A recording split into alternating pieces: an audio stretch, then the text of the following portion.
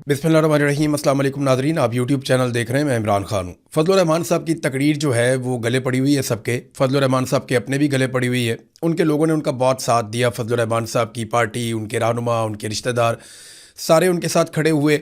सबसे ज़्यादा जो एतराज़ हो रहा है वो फजल रहमान साहब के एक जुमले पर हो रहा है। मुझे बहुत सारे लोगों ने पूछा कि जी आप बताएं ये जुमला ठीक है या गलत है। तो चले मैं अपना एनालिसिस भी आपको दे देता हूँ, क्योंकि मैं गुरेज कर रहा था इस चीज़ पे बात करने से।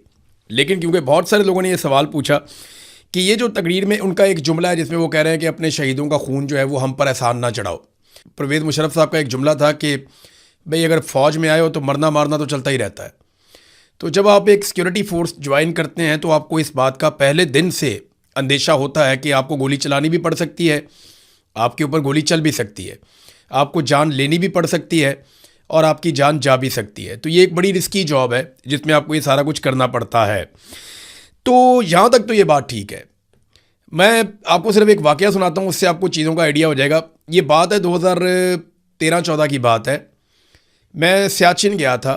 वहाँ जो मेरे एक प्रोड्यूसर थे उनके साथ एक फ़ौजी मेजर था, उसकी बहस हो गई।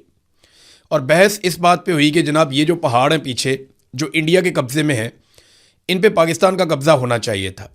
तो इंडिया ने आपसे ये छीन लिए और आप आज तक वापस नहीं ले पाए। इस बात के ऊपर वो आपस में बहस कर रहे थे।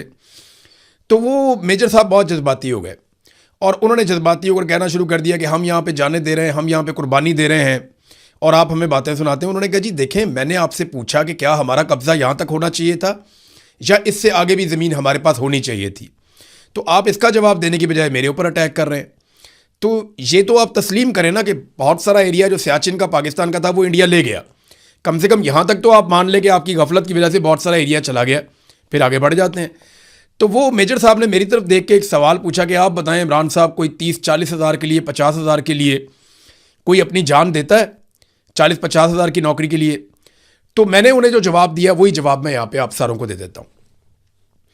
मैंने कहा जी हम जो आपको पैसे देते हैं ना वो आपके वक्त के लिए आपको हम देते हैं, कि जो आप सर्विसेज दे रहे हैं, आप जो नौकरी कर लें उसके लिए हम आपको पैसा देते हैं। जैसा हम डाकिए को देते हैं, जैसा हम टीचर को देते हैं, जैसा हम पुलिस वाले को देते हैं, जैसा हम बाकी सेक्रेटेरिएट में काम करने वाले मुलाजमीन को देते हैं, ऐसे हम आपको भी तनख्वाह देते हैं। जैसे बाकी इदारों में तनख्वाह मिलती है, आपके इदारे को भी तनख्वाह मिलती है। तो इसमें अलग चीज़ क्या है? सबकी अपनी अपनी अलग अलग ड्यूटी है। वो कहते हैं लेकिन आप बताएं कि कोई अपनी जान देता है इतने पैसों के लिए?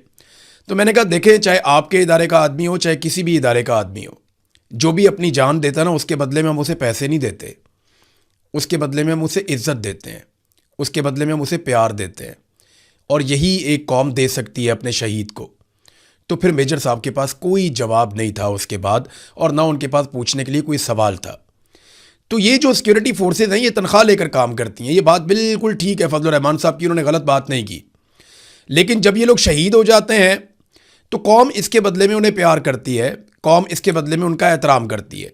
और यही एक प्यार और एहतराम है, और ये एक जज्बा यही होता है ना कि मैं अपनी कौम के लिए जान दे रहा हूँ, मेरी कौम मुझे याद रखेगी, मैं हमेशा अपनी कौम की नज़रों में ज़िंदा रहूँगा, मेरे ख़ानदान वाले मेरे पे फ़ख्र करेंगे। यही एक बात होती है ना जो आप लड़ते हैं।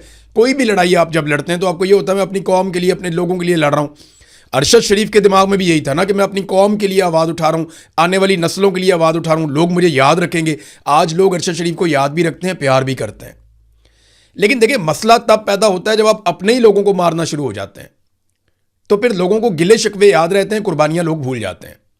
और यही इस वक्त पाकिस्तान में इदारों के साथ हो रहा है। ऐसा नहीं है कि इदारों ने कुर्बानियां दी, पुलिस ने सबसे ज़्यादा कुर्बानियां दी हैं।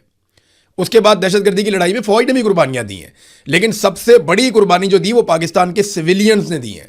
सबसे ज़्यादा जानें सिविलियंस की गई हैं दहशतगर्दी के खिलाफ लड़ाई में।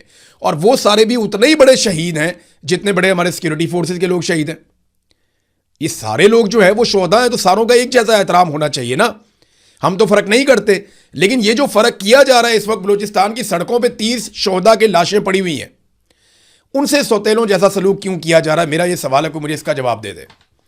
देखिए फजल रहमान साहब के जुमले में ये आप एतराज़ कर सकते हैं, जो लोग एतराज़ कर रहे हैं उस एक जुमले के ऊपर, वो जायज़ एहतजाज है कि आप शोहदा के बारे में आप इस तरह बात बेशक ना करें।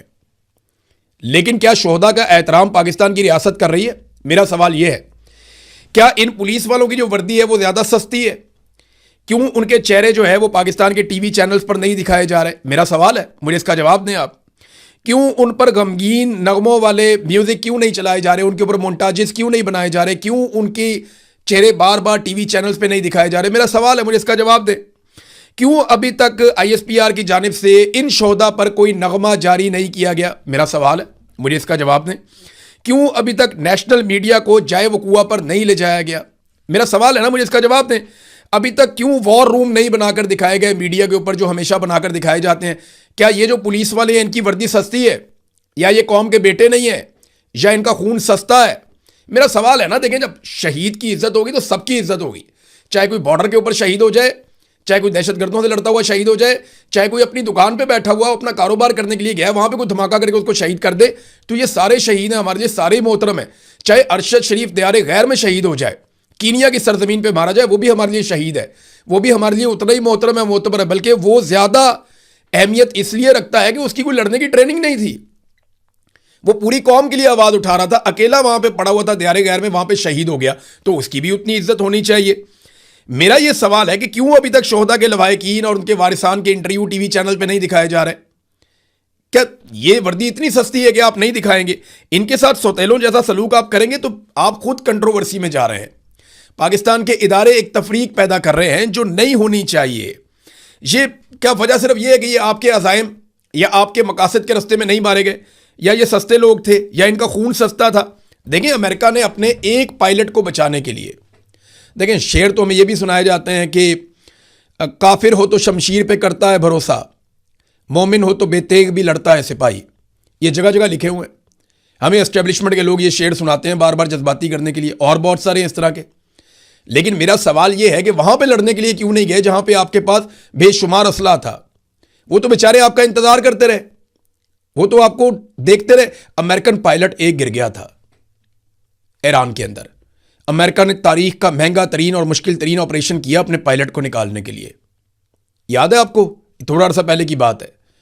डोनाल्ड ट्रंप वगैरह ये दो रातें सोए ही नहीं सारे लोग।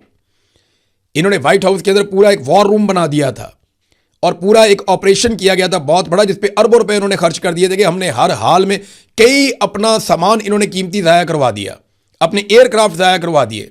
लेकिन ये अपने एक एक बंदे को ईरान से निकाल कर लेकर गए। जब ईरान में पायलट गिरा था, वो वाकया आपको याद होगा। तो हम अपने 30 जवानों को किसके रहमो करम पे छोड़ रहे थे? हमने वहां पे क्यों छोड़ा? हमें भी चाहिए था वहां से उनको निकालते। देखें ना, पाकिस्तान अब सालसी दुनिया की तो करवा रहा है। वो डोनाल्ड ट्रंप भी बाज नहीं आ रहा, ईरान भी नहीं बाज आ रहा, वो आपस में एक दूसरे पे मिसाइल मारते चले जा रहे हैं, मारते चले जा रहे हैं। लड़ाई दोबारा शुरू हो गई। दोनों को आपने हुर्मत पे कंट्रोल चाहिए, और कंट्रोल का मामला यह है कि जिसका कंट्रोल होगा वो फ्यूचर में तिजारत के ऊपर कंट्रोल करेगा। ईरान को लगता है कि उनके हाथ में कमजोरी आ गई है दुनिया की, तो यहां से हम अपने आप को सेव करेंगे। जबकि अमेरिका को यह लगता है कि हमारी बहुत बड़ी बेइज्जती है अगर हम इसको बंद करवा के चले जाते हैं या ईरान के कंट्रोल में देकर चले जाते हैं। अब वो लड़ाई लगी हुई है, लड़ाई चलती जा रही है, चलती जा रही है। वो फिर एक दूसरे पे बम मारे, ईरान के ऊपर ज्यादा बम गिर रहे हैं। लड़ाई का आगाज ईरान ने कहा जी कि अमेरिका ने किया है, जबकि अमेरिका कहता है वहां से जो जहाज गुजरते हैं उनको ईरान मारता है, तो फिर लड़ाई शुरू हो जाती है। अब अरब ममालिक के ऊपर ईरान लगातार बमबारी कर रहा है।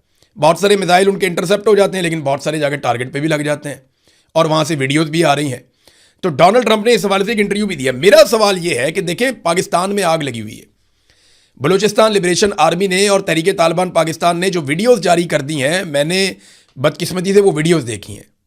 वो इतनी खौफनाक वीडियोस हैं, ऐसे दिल दहला देने वाले मनाजिर हैं कि मैं नहीं चाहता कि कोई भी उनको देखे। लेकिन बतौर सहाफ़ी जब मैंने देखा तो ये बहुत खौफनाक सूरत हाल पैदा हो चुकी है। बहुत सारी तंजीमें इकट्ठी हो गई हैं, बहुत सारी तंजीमें सरगर्म हो गई हैं। वहाँ पे आप अंदाज़ा करें कि इस वक्त जो सूरत हाल है, अफगान फोर्सेज है, दाइश है, TTP है, BLA है, और जराइम पेशा ग्रोह हैं, बहुत सारे स्मगलर्स हैं, और पता नहीं कौन कौन कहाँ से इकट्ठा होकर आ गया। और एक अजीबो गरीब अनारकी फैल गई है पूरे बलूचिस्तान में और खैबर पख्तूनख्वा के कबायली इलाकों में। इनको रोको जाके। दुनिया की सालसी आप छोड़ दें, कश्मीर के अंदर आपने आग लगाई हुई है, एक नफरत की आग वहाँ पर भड़क रही है। लोग बात सुनने को तैयार नहीं है हुकूमत की, और हुकूमत लोगों की बात नहीं सुन रही।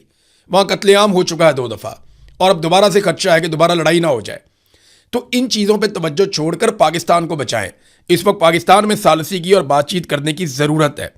देखें, इससे कुछ अफसरान को तो फ़ायदा हो जाएगा, कुछ लोग अपनी नौकरी या कुर्सी पक्की कर लेंगे, लेकिन इस खेल के बाद नुकसान पाकिस्तान का होगा और पाकिस्तान के इदारों का होगा। اور ہمیں قیمت اس کی چکانی پڑے گی، آپ جو مرضی کر لیں. جس لیول کی یہ لڑائی آپ کے گلے پڑ گئی ہے نا، یہ لڑائی قومی یکجہتی کے بغیر لڑنا ممکن ہی نہیں ہے.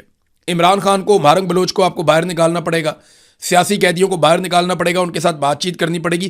قومی لشکر بنانے کی بجائے آپ کو قوم کی بات سننی پڑے گی.